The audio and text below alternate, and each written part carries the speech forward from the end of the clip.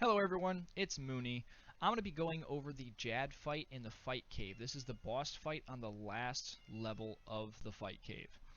Firstly, to get there, once you enter the volcano, you're going to be going north, then going west to get inside the actual Fight Caves. This is marked with a red minigames icon and a bank icon on the map because it most likely will not say Fight Caves like my screen currently does. If it does, awesome. So we're going to go ahead and go over my inventory. The first thing I have here is an enhanced Excalibur. I keep this with me along with a lot of other PVMers.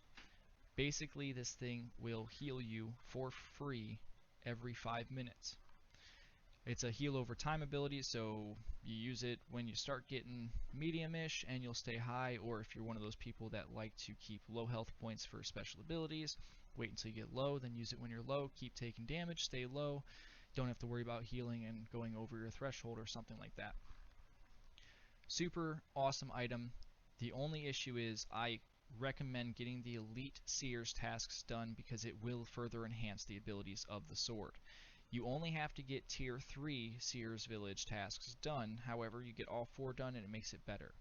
The next item I'm going to go over is the Ancient Elven Ritual Shard. I believe that there is no requirements for this other than the fact that it is 20 mil. 20 mil is a lot of money. A lot of people cannot justify buying this for 20 mil, however, in my opinion, it saves you prayer potions. Every 5 minutes you can use this and it will give you 30% of your total prayer points over 30 seconds. It is super useful. It saves me money on prayer pots. I don't know if the cost is worth it for some people, but for myself, I do use this when I go and fight. Next, I have 5 prayer pots at 4. You can also use prayer flasks. Either will work. Basically, you're going to want to keep your prayer open. You're going to have a lot of fights. There's going to be a lot of draining. If you don't have the ritual shard, 5 might not even be enough, but if you have a beast of burden, that's where you'll keep a few extras along with more food. And if you use these extreme or super defenses or extreme or super ranges, you can keep extra of those inside your beast of burden as well. I don't recommend bringing a lot of these because they take up valuable prayer space and valuable food space. More prayer and more food means that you will last longer in fights. That is my 2 cents on it. To each his own. After that, I would recommend using sharks or rocktails. Sailfish are a little pricey, but those would be my 2 go-tos for that. This basic setup with the BOB should allow you to get to the higher ranks, no problem. I would not use the potions until the last 10-ish rounds. Next, I'm going to show you that I have these 2 bars up here. Each one of these bars is hotkeyed. I'm going to go over the hotkeys in a few moments. First, I want to go over the auto switches. What I mean by an auto switch in my terms is that when you switch to a weapon, actually I was wrong, I'm going to start with the action bars. This is how I get those action bars up there. Now I want to go to the binding. Once you switch to one of these weapons, and mine I have it set up for dual wield on all 3. You can have it set up for all mage, all range, all melee, two-handed, dual wield, whatever you like. When you set these up and you switch to a melee dual wield or a mage dual wield or whatever you have it set up for, it will automatically send you to the action bar that you have selected. This is extremely useful for anyone that's doing switches or for fights that require you to have switches in between battles, so you don't have to attack your first 2 abilities as range or mage when you need to kill it with melee. This is super useful. Even if you're not fighting Jad, I would highly recommend setting this up. After you set those up, we're going to go to the keybinds. Keybinds are super easy. You can go to this controls tab and put in whatever you like. However, I don't do that. I basically set up my keybinds by going over to a box, right-clicking it, setting up keybind, and then putting whatever I want to put in there if I haven't already. The thing that I want to show you in this actual controls tab is something that Cardi has shown me. It is called Area Loot. This Area Loot tab is extremely useful for if you're safe spotting or if you're in a spot that allows you to draw all of the minions to you.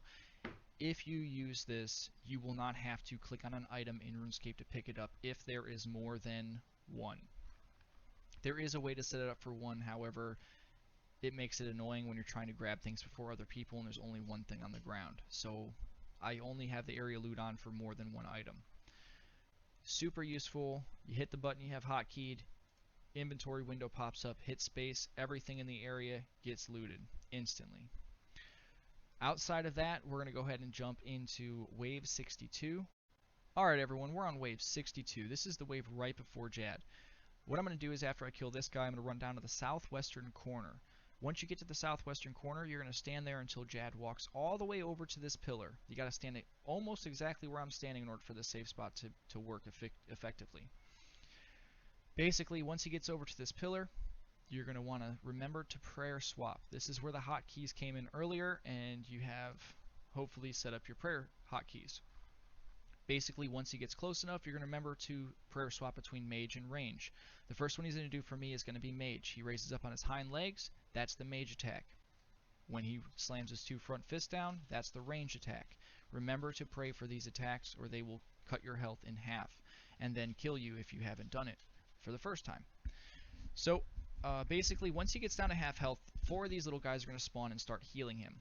As you can see, I get him down to about a quarter, and then they start coming up. They're going to start healing him. You want to hit each one of these one time.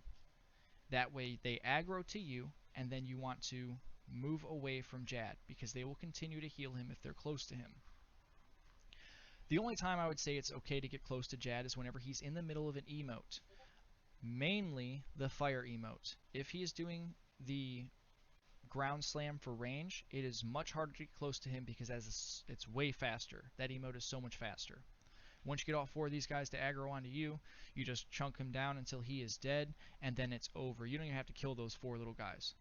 But if you do kill them, they will respawn, and they will heal him some more, and you'll have to do all that all over again. The main problem with doing this is you have to watch them, attack them, and watch Jad to make sure that he is not going to kill you with his prayer, whatever his abilities are. Whenever you start fighting him, don't panic. Try to remember your hotkeys because he is a son of a gun. If you get close to him, he will try to do his 3rd special ability, which is a swipe ability. It is like 0.5 milliseconds.